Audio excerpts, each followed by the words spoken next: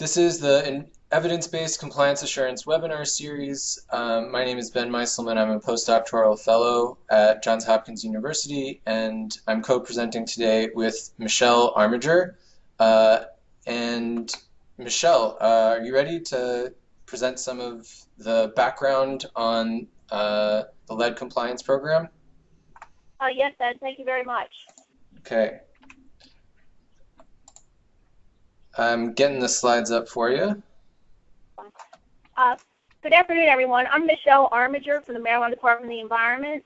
I'm a division chief in our lead poisoning prevention program. Specifically, our division is lead accreditation and oversight division, and what we do is we run the accreditation program to accredit and do oversight inspections to ensure compliance of lead service providers, which could be lead inspectors, lead inspection contractors, and abatement contractors. And we also manage the training program for workers. So I'd like to talk to you guys. Then the first slide is a little bit about the history of Maryland's lead law. I'm going to mention, Michelle, can I just jump in and say I'm running the slides here, so Michelle's going to cue me, and also that we had some technical difficulties, so you're not going to see Michelle Armiger's wonderful face, but you will be able to hear her. So sorry for the interruption. Go ahead. Well, thank you, Ben. I think I do some of my best work anonymously. So, so I'd like to talk to you guys a little bit about Maryland's lead law. In 1993, there were over 14,000 children with a blood lead level of 10 micrograms per deciliter or greater in Maryland. So that led to 1994, the development of the implementation of the Maryland Reduction of Lead Risk in Housing law was enacted. And what that is initially for pre-1950 properties, it required property owners to register their property. They pay a fee, a nominal fee. It was like $15, now it's $30 per unit. And it also required the owners to have a lead inspection done. Property had to be lead inspected, and then the owner had to give educational materials to the tenants about lead poisoning. So initially, of course, Maryland created the lead poisoning prevention program, and then we don't have the resources, the staff, and the other resources to do the lead inspection. So what do you do at that time? You create an industry. So that was how the accreditation program came into being, to accredit third-party individuals to do the lead inspections and lead abatement work. So in 1996, the implemented regulations were adopted. In 2000, the governor's initiative to increase compliance in blood lead testing and improvements to housing. 2004, local rental registration and repossession for failure to pay rent was linked with compliance with the state lead law. So that means, like, if a tenant is taking an owner to court for non-payment of rent, the judge is first going to ask, hey, are you compliant? Is your property registered, and do you have a lead certificate?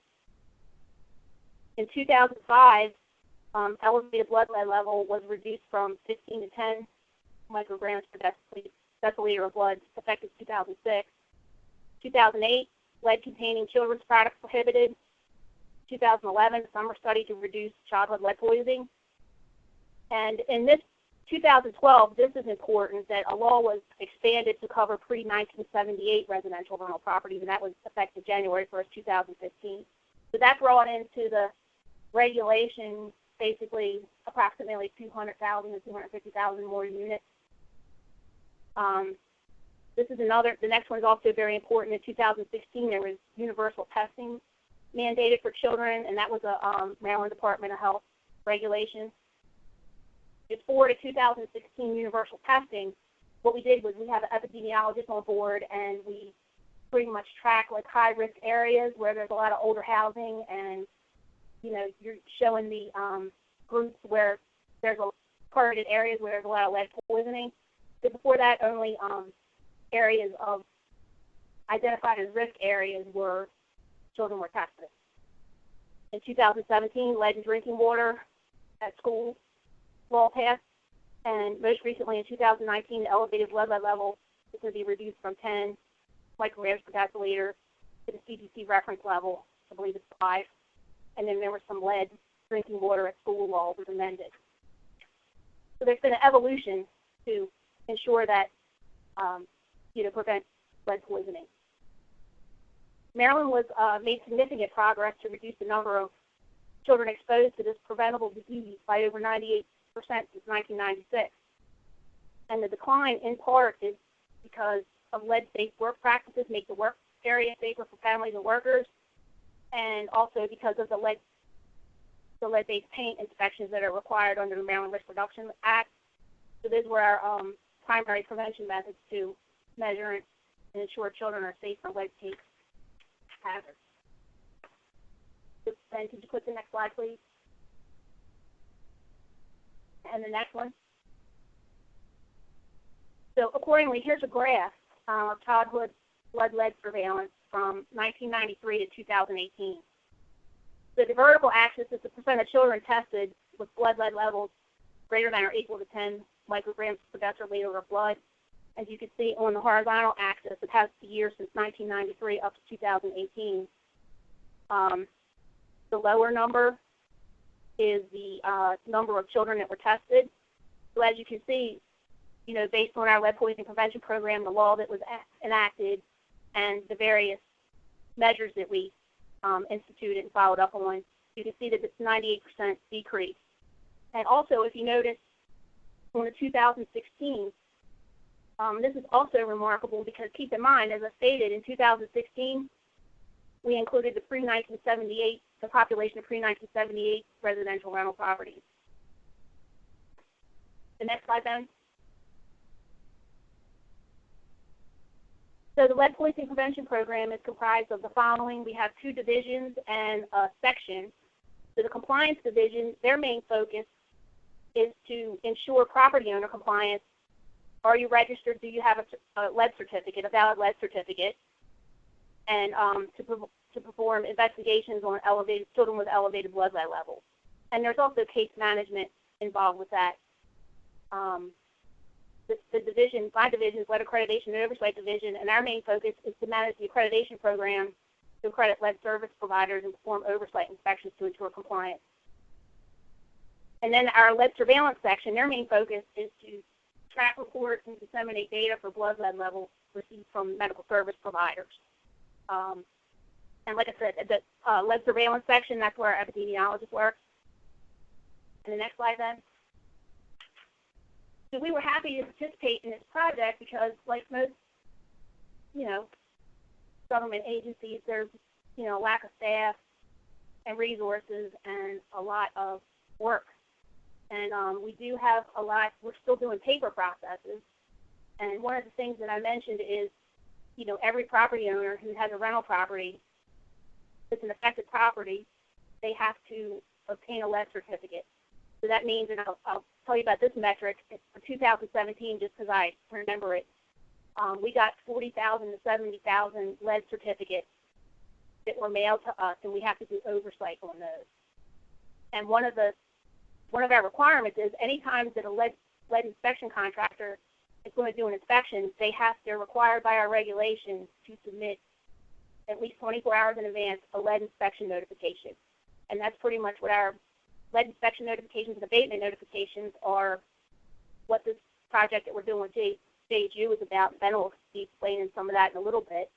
But, this project for us, it will assist in ensuring and improving compliance with regulated communities as far as lead inspection contractors and abatement contractors by verifying that the service provider submits in advance inspections.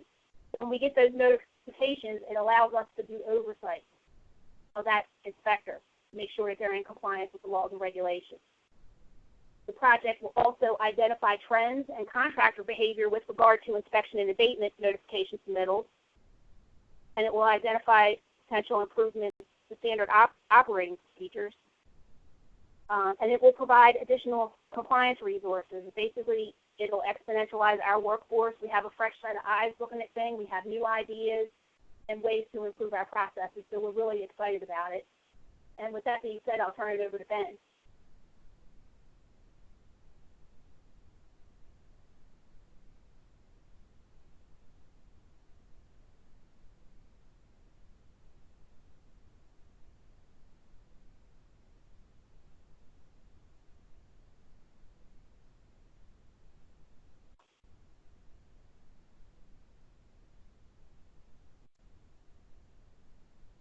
I think you're muted, Ben. Thanks, Paul. Yeah. I'm going to thank you, Michelle, for that background on the program. I'm going to give a little bit of background on the angle that we were approaching this project as researchers, and then say what we actually tested. So the starting point here is thinking about, in general, how we approach strategies for improving compliance outcomes at the Environmental Program Innovations Collaborative. So we want to partner with organizations and focus on opportunities where we can control exposure to certain treatments. So things that we're trying, things that may have an effect on behavior, we want to be able to actually control that implementation. Make sure that sample sizes are large enough, focus on interventions where we can observe outcomes, and have some idea about how and why the intervention is operational. And once we learn what does work, we want to be able to scale that up. So the academic angle, I think of that as often being about number 4, about elucidating the why. So the starting point for this project is thinking about models of behavior, the classic model of behavior in economics, and how people deviate from that. So in the context of compliance, I think of some rule that is supposed to be followed by a regulated entity, and then the classical model would say that the reason that the regulated entity follows that rule is because there's some threat of a penalty, and maybe they experience the penalty with some probability, and then the penalty might be a fine, so it's represented by F. Now, we know that that's not necessarily the case, because people are complicated and they might do things for lots of different reasons, not just because they're being punished, but that's kind of a benchmark from which we can depart. So some of the ways that we depart from that benchmark are just in human behavior. We have mountains of evidence that say that people aren't always fully attentive. People are sometimes make decisions that aren't just based on what maximizes their utility or well-being. So a few examples of that are reference dependence. Sometimes when you change how people see a particular choice, they might make a different decision. Like if there's a default option, for example, they might go with the default option, even though the classical benchmark theory wouldn't make a distinction between what the benchmark is and what something else is. Time inconsistency, so I think of things like exercise, where today I say that I want to exercise every day, but tomorrow morning I wake up and I say, you know, I'd rather stay in bed for another 20 minutes. That's another example of the divergence. And satisficing is a term that refers to people who, rather than choosing the best thing, they just choose something that's good enough and then move on. Maybe this is a way of dealing with limited attention or limited time to make this decision. So we think that it's possible some of these divergences from classical models might be mitigated in certain contexts, especially with experts. So people who make frequent decisions facing market incentives, and especially with firms. And so the example of inspection and abatement contractors, part of the reason that it's interesting to us is because we think that these are players who are making high stakes decisions, frequent decisions, and therefore they might be less subject to some of the behavioral biases that we see elsewhere in the literature. So we're going to use this as an environment to examine these decisions. And another feature of this environment that we think is interesting is the intermediary aspect of it. So you can imagine that there's a relationship between a regulator and a regulated entity that could involve enforcement and monitoring. But as Michelle mentioned, in the context of lead inspections, so these are, lead is a hazard to human health, and the way that Maryland monitors that is that there's accredited inspectors. These are businesses that are hired by homeowners to do an inspection, and they're accredited by the state. So they are paid by the regulated entity, the homeowner, the landlord, and they report to the regulator, the Maryland Department of the Environment, the Lead Poisoning Prevention Program. So it would be nice from a regulatory perspective if the intermediaries all had their incentives perfectly aligned with the regulator. So they reported completely, honestly, promptly, all of the things that the regulator would want to hear.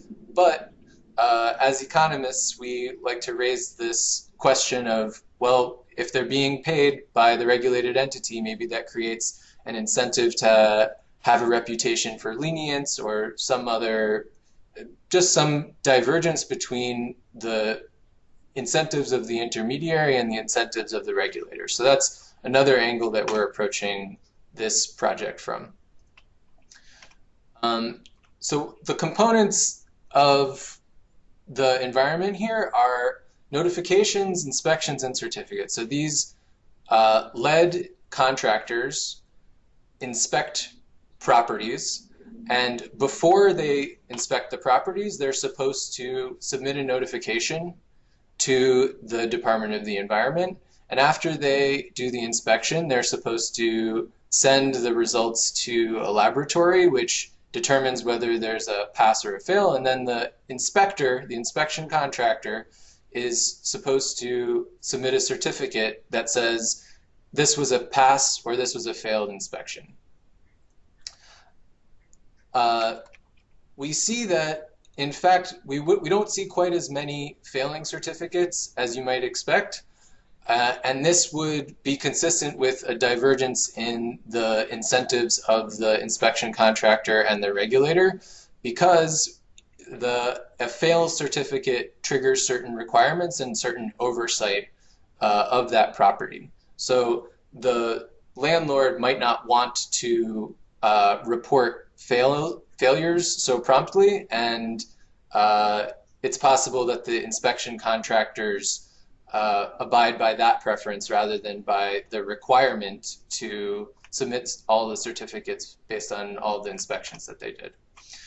Another notification that is related here is for an abatement project. So if it is the case that there is a problem, there's a lead hazard or some threat to human health in a particular place, then that landlord would be required to do some abatement work, and they would also need to hire a contractor accredited by the state for an abatement project. And similar to the inspection contractors, those abatement contractors are required to submit a notification before they do their work. We don't have the same structure with a certificate once they're done, but we do have the notification that's in common. So we found that contractors frequently fail to submit these notifications and certificates. This was known by the Department of the Environment, and we thought that that actually made it potentially a good area for collaboration, because it was something where we might have the opportunity to improve compliance by certain interventions. And also it was important to the lead poisoning prevention program. They regard these notifications as being kind of the first stage of their enforcement. They can't enforce the other regulations if they don't know about inspections and if they don't know about violations. So the department receives around 5,000 notifications per quarter, and we estimate that many more than that are required. This is based on kind of a simple calculation of contractors that submit at least as many notifications as certificates. What is the ratio? And it kind of backs out from there how many are the non-compliant contractors missing. So they send, if a contractor sends in 10 certificates and 0 notifications, then you know for sure that they should have sent in at least 10 notifications. But in fact, there are lots of occasions where you might send a notification and then there's a cancel appointment, or there could be good reasons why there should actually be more notifications than certificates, but there should be at least as many notifications as certificates. We also think that some of the certificates aren't submitted. Similar exercise here is looking at the contractors who do submit fail certificates and what the ratio would be, what the ratio between passes and failures would be. It's kind of a simple back of the envelope calculation, but it gets at what we suspect the non-compliance rate might be. So the intervention was we sent letters to inspection and abatement contractors talking about this requirement. You are required to submit a notification and making the penalties more salient. So the first message that we tried in one of these letters was, we call it the general deterrence message, in the sense that it's making contractors aware of penalties being applied to other contractors. So the message was, in 2017, the lead poisoning prevention program assessed $2.3 million in penalties for lead violations, and it obtained an administrative order of $100,000 against a single lead contractor with multiple violations. So this is saying, hey, there actually is enforcement going on, there actually are financial penalties being assessed, and the implication is it could happen to you too, without saying exactly what penalty would correspond to what violation.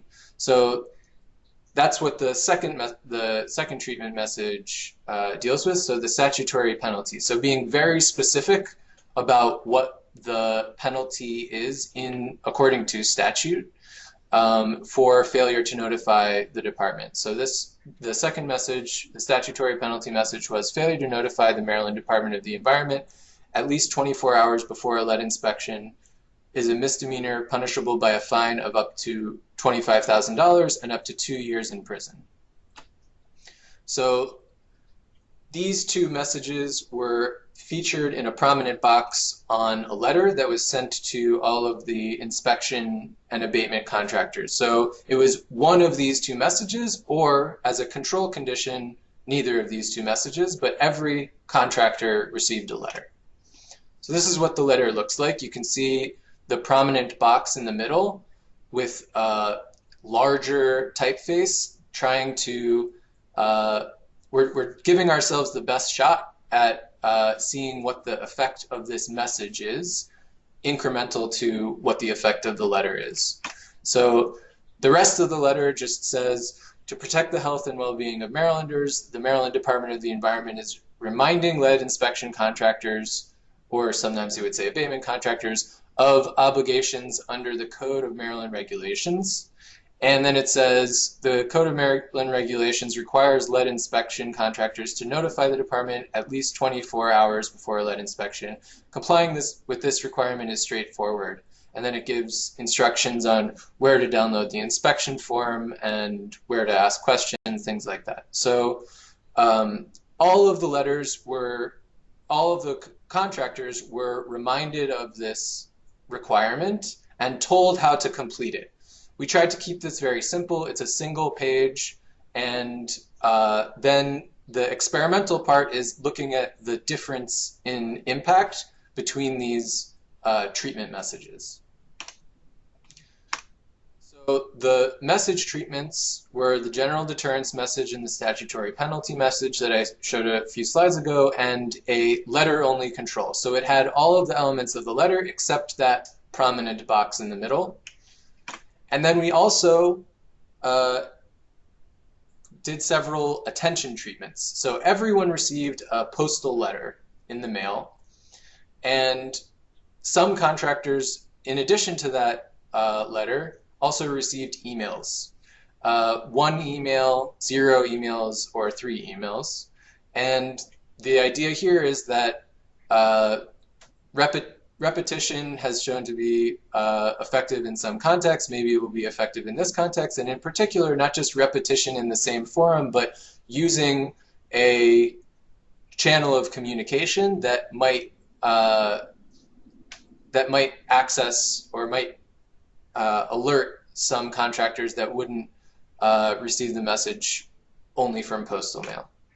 So we call this a 3x3 experimental design, in the sense that there were 3 messages, there were 3 message treatments, 3 attention treatments, and contractors could have been assigned to any one of those 9 combinations. So 3x3, and we're going to focus our experimental testing on comparing the 2 message treatments and the 3 message treatments and comparing the 3 attention treatments. We're not going to be interested in the interaction effects. So just comparing between the 3 attention treatments, comparing them among the 3 message treatments.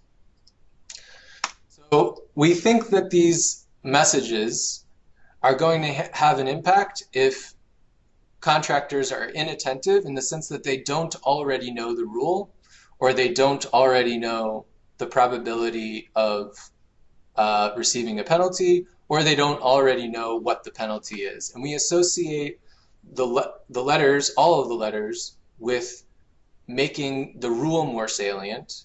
We associate the general deterrence message with making the probability more salient. So, hey, people are actually getting penalized for this. And we associate the statutory penalty message with knowing what the penalty is. We did not find evidence of the message treatment having an effect. So these are estimated coefficients. I'm going to show the technical aspect of this later, but basically this is saying we estimate that the general deterrence message reduced the number of notifications by 1, and we have a large confidence interval around that, or the confidence interval around that rather includes 0. So we say that we can't reject the null hypothesis that it didn't have an effect. Similarly, with the statutory penalty message, the point estimate is a very small reduction in the number of notifications, but the confidence interval includes 0, so we say we don't have evidence that the message had an impact on subsequent notifications. So the outcome that we're looking at here is how many notifications did the lead contractors submit after receiving the letter. We also didn't find evidence of an attention treatment effect on notifications. Similar to the last, so on the horizontal, we're showing the number of notifications submitted by the lead contractors after the letter was received, and we're comparing the one-time email to no emails. We're comparing the repeated email to no emails, and we see that in both cases the confidence intervals include 0, so we say that we can't reject the null hypothesis of no effect.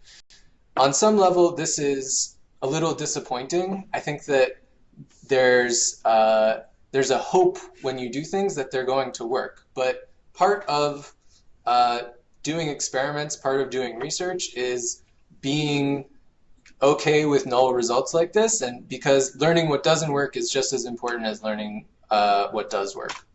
So Ben, Max Yes. has a question that's related to this last point. Yeah. So does this suggest a different measure of deterrence should be considered? For example, shaming for non-compliance? A different measure. So usually I would think of a different measure of deterrence as being related to what the outcome is. I think that the outcome is good, but in the example I see shaming for noncompliance, I would think of that in my jargon. I would call that maybe a different intervention or a different treatment. That's what they mean. That's what Yeah. they mean. Okay. So I would say that it's worth pursuing. So we don't have evidence here that a shaming treatment would be effective, but I personally think that it's a good hypothesis, and I would love to see more try that out as well. Before we get there, though, I want to show that even though we didn't see an impact of the treatments, the message treatment or the attention treatments, we have non-experimental evidence that the letter overall had a positive impact on compliance, just comparing year over year. So I'm saying non-experimental. Obviously, this whole thing was embedded in an experiment, but I say non-experimental because we didn't randomly assign any contractors to not receive a letter at all. So we can't say that there's an experimental control group where there were contractors who didn't receive a letter. This is just suggestive evidence based on the pace of notifications in the prior year. We think that probably the letters had an impact overall, even though the messages and the emails didn't have an incremental effect. So I want to kind of reiterate a concept that's high in my mind as an academic, thinking about publication bias and how to mitigate it. So this is the tendency of journals and other media to pay lots of attention to things that things that appear to work, and to ignore things that don't appear to work, and why that's problematic. So this is a webcomic that I like, XKCD, and the idea is that someone thinks maybe jelly beans cause acne, and the scientists investigate and they don't seem to see any evidence that jelly beans cause acne, but then they test lots and lots of different things, and if you test enough different things, then, so that's the panel on the right, if you test enough different things, then one of them turns out to be true, but we should expect that. So if you test enough different things, then one of them by random chance could be true, and that's not an indication that green jelly beans are actually causing acne. It's just evidence that you tested lots of different things. So when we're conducting research, we want to be careful not to replicate this process here. We want to say what we're going to do in advance, and we want to be careful about when we're testing multiple things to adjust our confidence levels to reflect the fact that we're testing for multiple hypotheses. So some of the good practices that we did in this project were related to pre-specifying the analysis. So we put it on the Open Science Framework. This is a repository where you can see what we said we were going to do in advance. We said how we were going to measure it. So this is a little technical, but it's a regression. It's just saying the outcome is notifications, and the thing that we're measuring is the impact of the treatment. And we specified what our hypotheses would be. So rather than after the fact looking around and finding something that looked interesting, we're saying, no, it's important to do science this way, and possibly the result is going to be a null result, and it's still important to report it. We also were careful to make sure that the sample size was big enough. So the jargon here is power, and power just means, is the sample size large enough to be able to state confidently that that you would measure a true effect if it's there for a certain effect size. So in advance, we did simulations to make sure that if there was a true effect size that was meaningful, then we would be able to detect an effect. So I want to go back to the favorable Ben, condition. let me Yeah, stop sure. you a second. We have a couple of questions. Yeah, sure. So Vincent Law is asking, in addition to the test shown here, was an equivalence test performed to reject sizes specified by some equivalence bound? Just thinking about the nuance between failing to reject the null versus being able to actually rule out an effect size of some magnitude. Right. So this is a good question. So this is referring to different ways of specifying hypotheses. So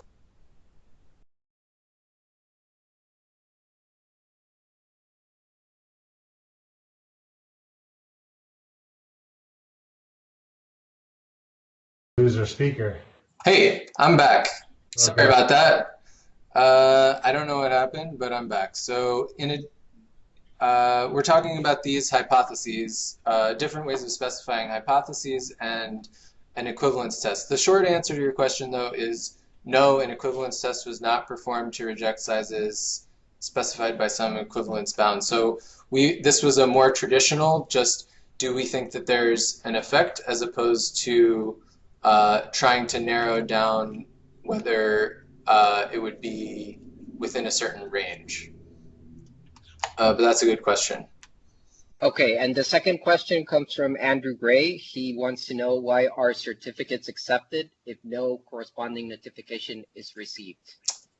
That might be a question for Michelle. I don't want to put her on the spot, but we, as a researcher, I came in and like this was the mode of operations. I think maybe part of it is that part of the difficulty is in corresponding individual notifications to individual certificates is actually a pretty laborious thing to do. So a lot of the notifications are coming in on paper or as good as on paper, and so the labor required to match each individual notification with each individual certificate is substantial. And if they were checking every single certificate, then so that's my guess. Michelle is welcome to come in and correct me. Yes, and it is a disconnected process, because when you start something, you start a process, and it might not be perfect. So, we went through the lead law things. Everything's evolving. Like right now, we have a contract with an IT developer to put basically everything online, which is basically submittal of the inspection notifications, submitting certificates, even becoming accredited, but that's a 2-year project. But actually, a happy accident of this project, which is a byproduct, if you will, Ben and I discussed actually it would be interesting to match up the certificates to the inspection notifications, and we started doing that. I mean, Ben, you did that for phase 2 that we're entering, correct? Yes. And we can, because when we get paper inspection notifications, like people, believe it or not, people are still faxing in inspection notifications. They can email them, but because the department is cognizant of small businesses, we still allow people to fax things in, which becomes cumbersome. So we're in the process right now of eliminating these paper processes, but we're seeing some of these connections as a result of this project. Or, I think what Ben and I initially talked about it, we had some ideas like, hey, wait a minute, let's see if we can match a certificate to an inspection notification, and that's kind of like a new direction that we're going to. So the project's evolving also, and that's a good question. I thank you for asking it. I see another question here. Michelle, this question is directed at you, and it's actually from Jody Short, who is presenting next month. The question is, what kinds of concerns did letter recipients express? How did your department engage with these contractors? So when you heard back from the contractors, what were they concerned about? Well, they were. If you guys looked at in detail all the different treatment letters, a lot of them were concerned about getting a penalty or going to jail. So we got quite a bit of phone calls and emails. So those calls were routed to our division. And when we sent the emails out, we did it through this Gov listserv thing. We sent out a lead bulletin. So pretty much, we're the gatekeepers of that. So people would call me or other team members. And again, they were very paranoid about, that they haven't been doing it. Or some of them said they didn't know they were supposed to be doing it. And some of them said, we do it sometimes, but not at all. Am I going to get a fine? And I said, we're sending out these letters as a restart moment. So basically, we're giving you fair warning.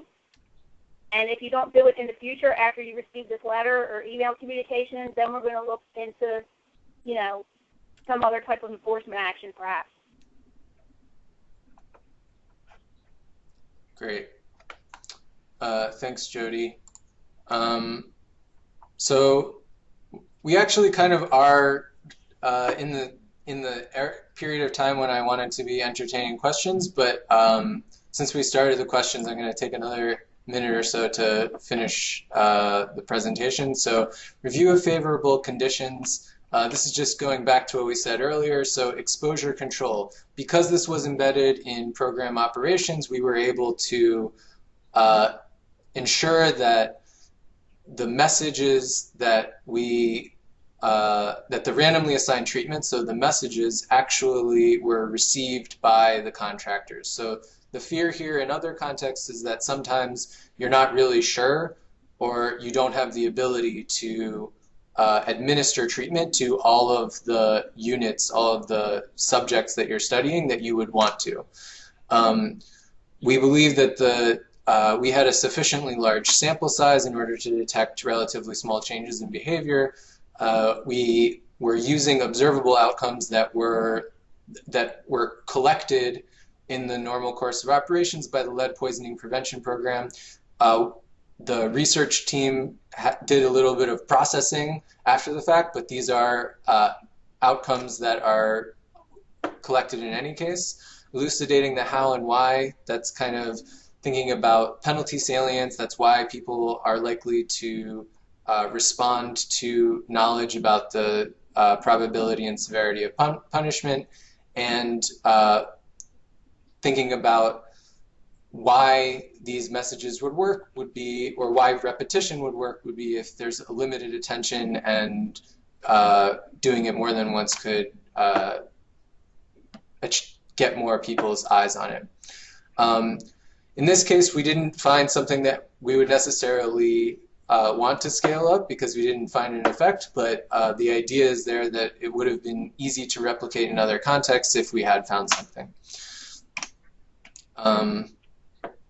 So thinking about what messages are effective for improving compliance among regulatory intermediaries, the statutory penalty message was actually very similar to a previous research project that did find that it was effective. So it was with a different population. That was in the context of tax compliance.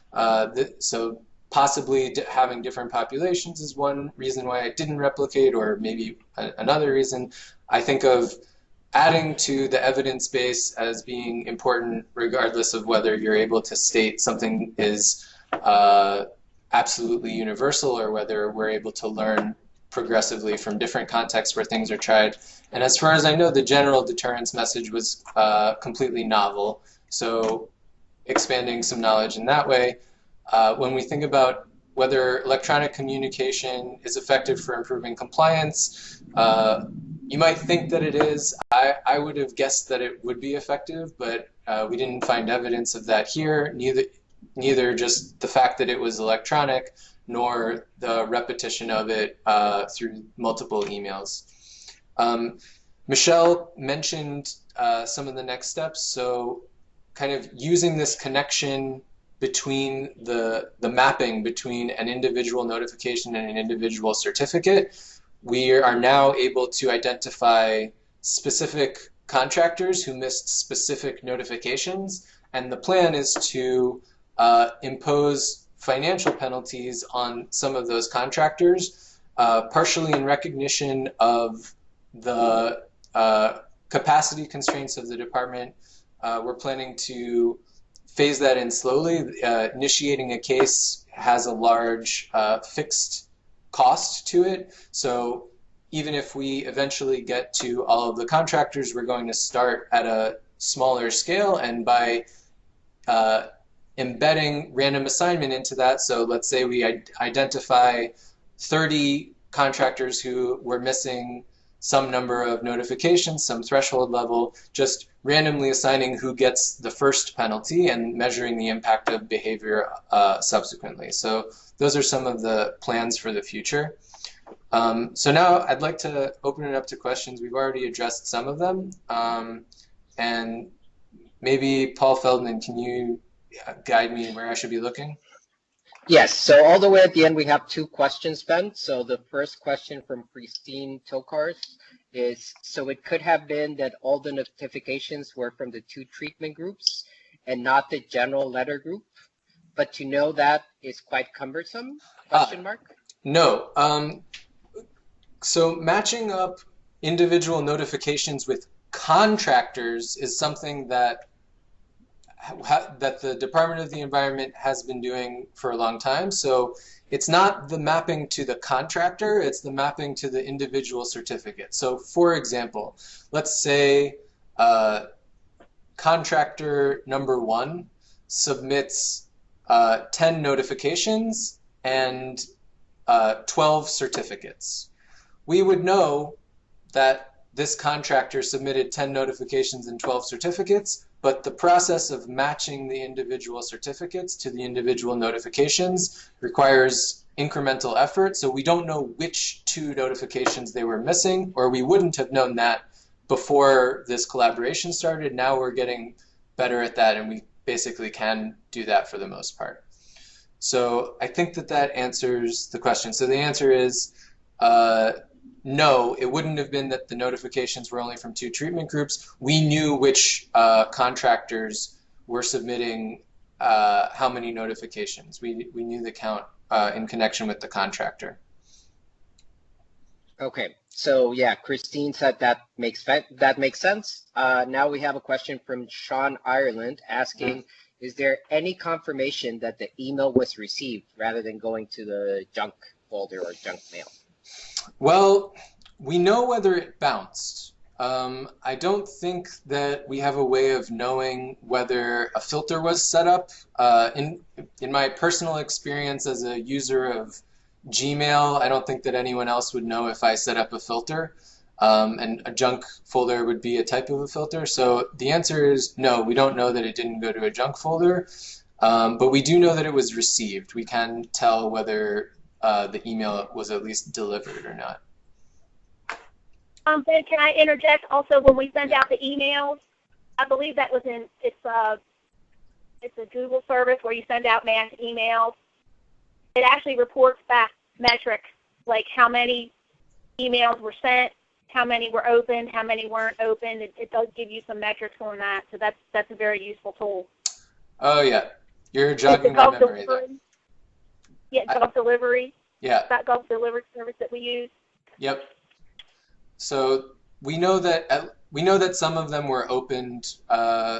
We don't know, for the ones that weren't opened, we don't know whether it was sent to a junk folder or not opened for another reason, but a lot of them were opened. Thanks for reminding me of that. Okay, Ben. So we have 2 more questions. I'm going to jump to the second one because it's more closely related to what you just answered. Yeah. So how many letters were not received because of incorrect address, incorrect name, out of business, or other reasons? So go ahead, Michelle. Sorry, Ben. I was just going to say, we got some letters back, but it wasn't a lot. So like return to sender, the physical letters that we sent out via the U.S. mail. Yeah, I don't have the numbers in front of me either, but my recollection is that maybe 90 or more % of the letters as initially, or I would say it this way, at most 10% were returned, and for almost all of the 10% that were returned, we were able to identify another address and send out a second letter pretty promptly. Does that match what you know, Michelle? Yes. Yeah. That seems accurate with the physical mail that went out with the U.S. Via U.S. mail. I actually expected to get back more, so I was pleasantly surprised about that.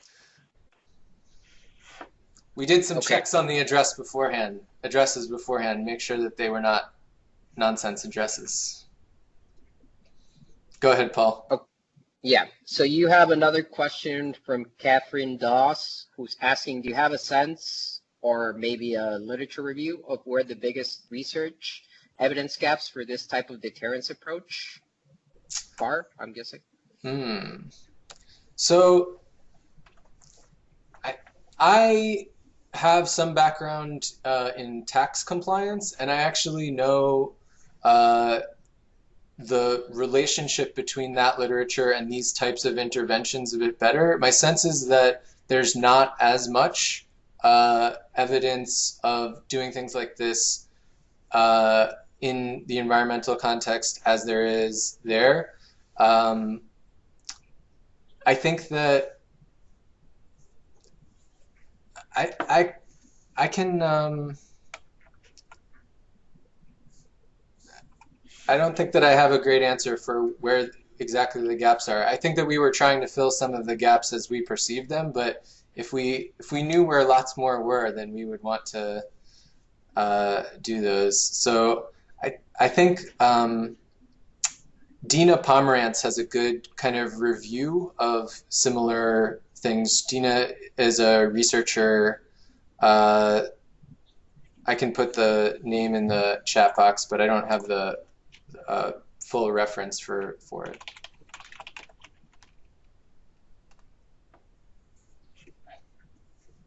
Oh, great. Yeah. Catherine's saying that she was also thinking of tax compliance. Okay, so I think that I don't see any additional questions, so I just want to thank everyone again. Michelle, do you have any closing remarks? Oh, yes. Did you want to talk a little bit maybe about the three-pronged approach that you proposed initially, which was the SMS messaging that we just couldn't get permission for? Oh, yeah. In terms of forms of electronic communication, so in the experiment that we ran, we used emails, but elsewhere I have seen that text messages seem particularly effective, and that's also consistent with my experience in what gets my own attention. So we were interested in trying that out if we could, and seeing what effect messages through SMS would have on the contractor behavior, but that didn't pan out. So that was, I think it was technical, right? We didn't have the technical capability. I think it was that, and there were some privacy issues too. Okay. Because we took the email from the accreditation applications that we have on file for accredited persons. And I think there were some technology and privacy issues where we didn't go with that. But it would be interesting to see if a study that all three were sent out also.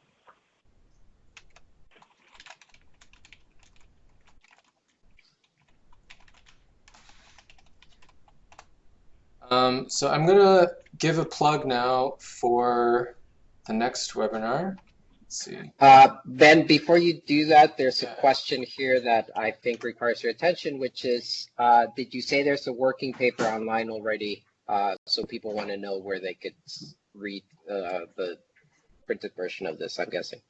Oh, the working paper online, sorry, the working paper about this. Yes. I don't think that we have posted a working paper online yet, but if you email me, I'll add you to the distribution list, and I'll make sure you get the working paper when we circulate it.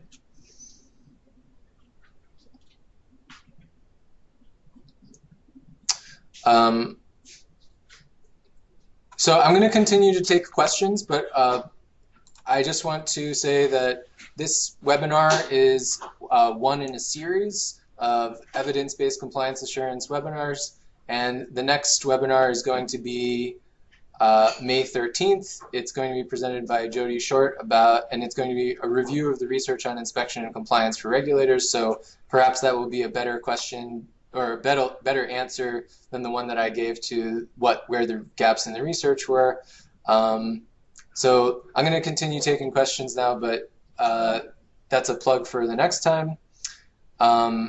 Did you find demographics affected responses with contractors? So we didn't have any evidence of that. We didn't have a lot of demographic information, and part of the reason is that the subjects in this experiment were businesses, not individuals. So we knew a little bit about the businesses in terms of what their compliance behavior was. So for example, how many notifications were they submitting? How many certificates were they submitting? How many passing and failing certificates were they submitting?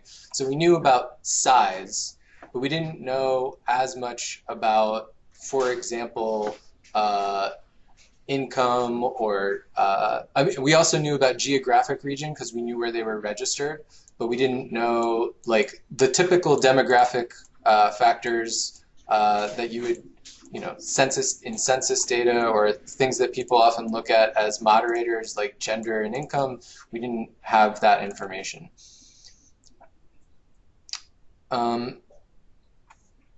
So I think that we're coming to the end of the time. So I just want to thank everyone again for attending, and I hope to see you at future webinars. And I'm going to stop the recording now.